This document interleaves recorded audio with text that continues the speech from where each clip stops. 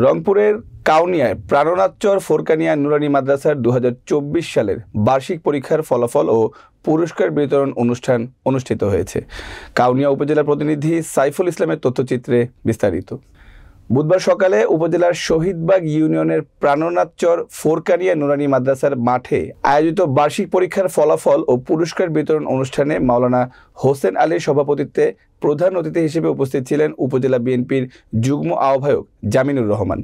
এছাড়া অন্যদের মধ্যে উপস্থিত ছিলেন শহীদবাগ ইউনিয়ন বিএনপির আহ্বায়ক আব্দুর রশিদ মণ্ডল, সিনিয়র যুগ্ম আহ্বায়ক আমজাদ হোসেন, সদস্য সচিব সেকেন্দার আলী বিএসসি, যুগ্ম আহ্বায়ক আব্দুল হামিদ, আব্দুল আজিজ প্রামাণিক, শাহ আলম, নাজির হোসেন বাবু। এছাড়া ওই প্রতিষ্ঠানের সকল শিক্ষক, শিক্ষার্থী ও অভিভাবকবৃন্দ উপস্থিত ছিলেন।